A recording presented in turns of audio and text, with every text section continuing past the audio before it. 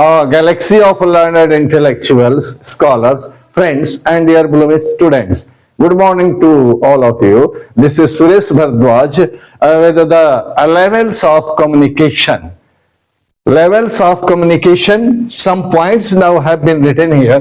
Let us understand and let me make you understand the concept, matter, social level. Communication का संप्रेषण के स्तर क्या क्या होते हैं, social level everywhere in the society, social interaction, I mean to say हर जगह हर स्थान पर, आप खेत में हैं, बाजार में हैं, क्लासरूम में हैं, फील्ड में हैं, एयरपोर्ट पर है, रेलवे स्टेशन पर है, जहां भी आप समाज में अपने घर से घर के बाहर कहीं भी हैं, समाज में हैं, तो उस समय आपका इंटरेक्शन, आपका कम्युनिकेशन का स्तर, वहां पर भी कम्युनिकेशन होता रहता है. Social level everywhere in the society, social interaction takes place in between the two person, in between you and other person or persons, तो कम्युनिकेशन होता है. ये वहां का लेवल स्तर है. नेक्स्ट कम्युनिकेशन कहां होता है, लेवल कहां पर है, स्ट्रक्चर्ड लेवल कम्युनिकेशन. स्ट्रक्चर्ड, बिल्कुल ये स्तर आपका कम्युनिकेशन कहां होता है, स्ट्रक्चर्ड लेवल कम्युनिकेशन कहां होता है. ये सब आपके जो इंटरव्यू होता है, interview or teaching in the, ये interview at the time of interview, someone asks, interviewer asks questions and you answer the questions raised by now expert. Interview board आप फेस करते हैं तो वहां पर एक्सपर्ट बैठा होता है और वो आपसे इंटरव्यू साक्षात्कार लेता है. प्रिंट मीडिया का हो या किसी मीडिया का हो, कोई संवाददाता हो, आपका इंटरव्यू ले रहा है. आप क्रिकेटर हो, आप फिल्म में वो ग्लैमर हो, पॉलिटिकल हस्ती हो, स्टूडेंट हो, अधिकारी हो, तो इंटरव्यू लेता है रिपोर्टर, आप इंटरव्यू देते हैं. And in the field of teaching interaction takes place. Interview साक्षात्कार के समय और टीचिंग के समय. टीचिंग में तो बिल्कुल स्कूल आवर्स में, एकेडमिक आवर्स में interaction in between teacher and taught, teacher and students, in between student and student, उसमें भी जैसे ग्रुप डिस्कशन है, डिबेट है, एक्सटेम्पर है, स्पीच है, at that time now communication takes place. तो इंटरव्यू और टीचिंग में, टीचिंग प्रोफेशन में ये स्ट्रक्चर्ड लेवल ऑफ कम्युनिकेशन होता रहता है. नेक्स्ट है पॉइंट, थेरापेटिक लेवल कम्युनिकेशन. ये आपके मेडिकल प्रोफेशन में थेरापेटिक लेवल कम्युनिकेशन चलता है. वो मेडिकल प्रोफेशनल है, मान लीजिए नर्स है या डॉक्टर है या कोई और स्पेशलिस्ट है, तो पेशेंट और नर्स या डॉक्टर या स्पेशलिस्ट के बीच में वो इंटरेक्शन या कम्युनिकेशन चलता रहता है. एक दूसरे से बातचीत होती है पेशेंट और नर्स या डॉक्टर के बीच में, एक्सपर्ट के बीच में. पेशेंट को ये नर्स या डॉक्टर जानना चाहता है उसकी समस्याओं के विषय में. पेशेंट, क्योंकि patient is very unique important individual in the eyes of nurse और वो medical professional specially of doctor. Doctor के, नर्स के आंखों में वह महत्वपूर्ण स्थान रखता है. वह पेशेंट यूनिक है. पेशेंट ट्रस्ट, और वह पेशेंट ट्रस्ट करता है, विश्वास करता है इन अपॉन इन द नर्स और डॉक्टर. डॉक्टर के ऊपर वो भरोसा विश्वास करता है और पहुंचता है और वो अपनी सारी समस्याएं, परेशानियों को बताता है. तो at that time there is a conversation, a communication in between patient and nurse, in between patient and doctor. Since patient is very unique, very important individual of him or her, patient is trusting upon. He has a trust in the patient. So now a very open conversation or just communication takes place. Next, you know, nurse a doctor is to provide help. He is or she is to provide care to the patient and to help the patient. How to care on self. It is now means suggestion, advice given to the patient. Yes, dear, next thing to know, to understand, under levels of communication, common purposes of communication in nursing. Nursing profession में ये आपका आम उद्देश्य क्या होता है संप्रेषण का? पेशेंट और नर्स एक दूसरे से बात करते हैं, संप्रेषित करते हैं, तो उसका पर्पस क्या है, उद्देश्य क्या है? पहला point is to assess a patient. Patient का मूल्यांकन करना, को उसको समझना. पहले पेशेंट से बात करते समय नर्स समझने का प्रयास करती है कि इसकी समस्या क्या है, उसका मूल्यांकन करती है, फिर वो निर्णय पर पहुंचती है. Right. And instruct a patient, और उसके अनुसार समझने के बाद, पेशेंट का मूल्यांकन करने के बाद वह क्या करना होता है कि पेशेंट को इंस्ट्रक्शन, निर्देश दिया जाता है, निर्देशित किया जाता है क्या करना है, क्या नहीं करना है, इत्यादि इत्यादि. और यदि प्रॉब्लम है पेशेंट में, प्रॉब्लम सॉल्विंग, अगर प्रॉब्लम है, यदि कोई समस्या है तो उसको भी हल करने की कोशिश नर्स के द्वारा किया जाता है. और next point, giving emotional support.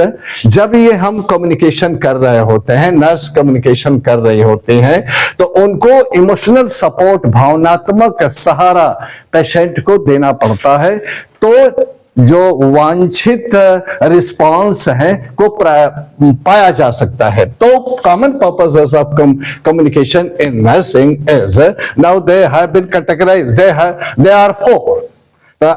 A nurse tries to assess a patient. She tries to understand the real situation, condition of a patient. Accordingly, now she instructs, she gives a suggestion, advice to patient what to do, what not to do. She now tries to instruct very effectively through her communication skill, especially power of expression. She tries to instruct a patient positively, and if she finds a problem or problems, difficulties, etc., so she now tries to solve the problems of a patient. Okay, next point, giving emotional support at bedtime, during conversation, during interaction. She now becomes very emotional. She gives full support to patient. She now is very emotional with the patient. She does only to get desirable response or result. Barriers to the effective communication. Effective प्रभावकारी communication संप्रेषण में जो barriers हैं, बाधाएं हैं, को समझने की कौन कौन बाधाएं आती हैं. जैसे वो डॉक्टर या पेशेंट, नर्स या पेशेंट आपस में बातचीत कर रहे होते हैं, डॉक्टर या नर्स पेशेंट को समझने की कोशिश कर रहे हैं, तो उस कम्युनिकेशन के दौरान के समय कौन से तत्व हैं जो बाधक का काम करते हैं, रुकावट का काम करते हैं. पहला, लैंग्वेज प्रॉब्लम. मान लीजिए वो आपका बिल्कुल गांव देहात का आदमी है, वो शुद्ध हिंदी नहीं बोल रहा है, ठीक है, और सदर्न इंडिया का कोई डॉक्टर है या नर्स है, तो वो भी बहुत कम हिंदी बोल रहा है, तो लैंग्वेज प्रॉब्लम आ गई. अमेरिका का डॉक्टर है या नर्स है और इंडिया का कोई पेशेंट है, वो हिंदी तो जानता है भाई, लेकिन इंग्लिश नहीं जानता है, तो लैंग्वेज प्रॉब्लम होगी। तो लैंग्वेज प्रॉब्लम, ये भाषा का समस्या हो सकती है इफेक्टिव कम्युनिकेशन में। कल्चरल डिफरेंसेस, मान लीजिए डॉक्टर या नर्स किसी कल्चरल बैकग्राउंड का उसका बहुत रिच है, बना है, बढ़िया है, और जो पेशेंट है उसका कल्चरल बैकग्राउंड, जो सांस्कृतिक बैकग्राउंड बहुत कमजोर है, तो हो सकता है ये नर्स या डॉक्टर कुछ पेशेंट से जानने की कोशिश कर रहा है और पेशेंट हिचक रहा है बताने में, तो कल्चरल डिफरेंसेस के चलते भी इफेक्टिव कम्युनिकेशन प्रभावित होगा। कॉन्फ्लिक्ट, मान लीजिए चाहे वो कॉन्फ्लिक्ट हियर मीन्स अंतर्द्वंद, मस्तिष्क में द्वंद चलता रहता, अंतर्द्वंद, इनर कॉन्फ्लिक्ट और आउटर कॉन्फ्लिक्ट। मान लीजिए बाहर से कोई द्वंद है, आपको प्रभावित किया, तो अंदर से वो द्वंद चालू हो गया, inner conflict. Inner conflict patient में भी हो सकता है, नर्स में भी हो सकता है, डॉक्टर में भी हो सकता है, तो वो कॉन्फ्लिक्ट के चलते ये हमारा इफेक्टिव कम्युनिकेशन प्रभावित होता है।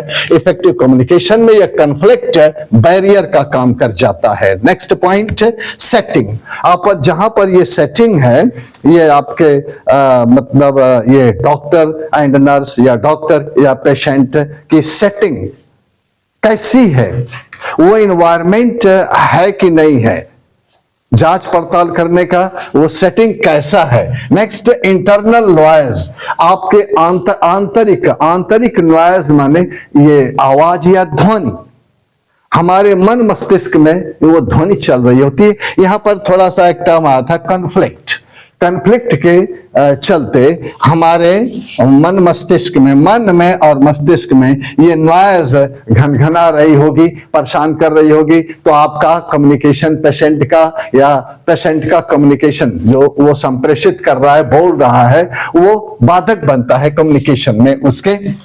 मेंटल और इमोशनल डिस्ट्रेस, यदि पेशेंट में मानसिक अशांति है, कष्ट है, दुख तकलीफ है, या भावनात्मक वो रूप से वो इमोशनल डिस्ट्रेस है, भावनात्मक रूप से वो दबा है, कुचला है, उभर नहीं पा रहा है, तो because of mental and emotional distress वो कम्युनिकेशन में बाधक बनता है। कौन? मेंटल और इमोशनल डिस्ट्रेस इफेक्टिव कम्युनिकेशन में बैरियर का काम कर जाता है। परसेप्शन, अवधारणा,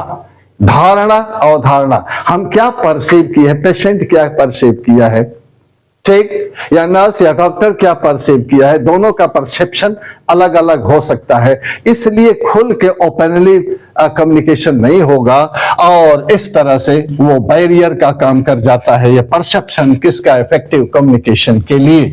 difficulty with speech and hearing, suppose patient बोलने में, सपोज वो स्प्रेटलिंग कर रहा है, तुतला रहा है, या शब्दों का सही से उच्चारण नहीं कर पा रहा है, या सही शब्द नहीं बोल पा रहा है, तो उसकी स्पीच में कोई डिफिकल्टी है, कठिनाई है, या उसको डॉक्टर या नर्स की बातों को समझने में कठिनाई है, तो वो डिजायरेबल रिस्पॉन्स नहीं लेगा, नहीं बताएगा। तो यहाँ इफेक्टिव कम्युनिकेशन में ये difficulty with speech and hearing भी बाधक होगा।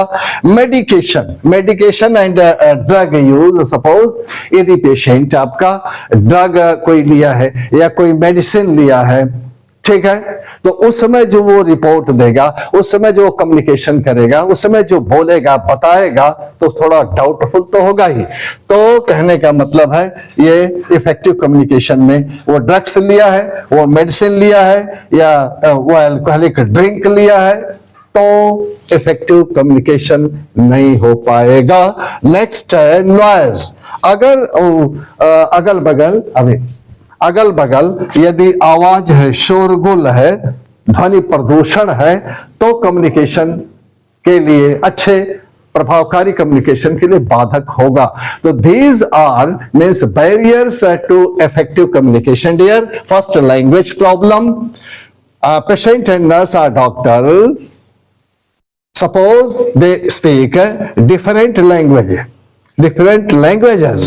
One is speaking Hindi, next one is speaking English. So communication would not be effective communication, right, in between the two, nurse and patient.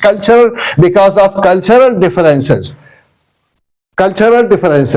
Nurse and doctor and patient belonging to different culture. So, and because of cultural differences, communication won't be effective communication. Next, conflict. Conflict is of two kinds, inner conflict and outer conflict, and both existing in the mind of patient, in the nurse too, in the doctor too. So because of a conflict, inner or outer conflict, communication won't be effective communication. Next point, setting where the patient and doctor or patient or nurse are sitting together. So sitting should be very neat and clean, and means a very neat, clean environment it requires. Internal noise within the realm of mind, within your heart. If there is a noise, okay, sounding within, so effective communication would have barriers. Mental and emotional distress, because of mental and emotional distress either in the patient, so impossible to take communication may be effective.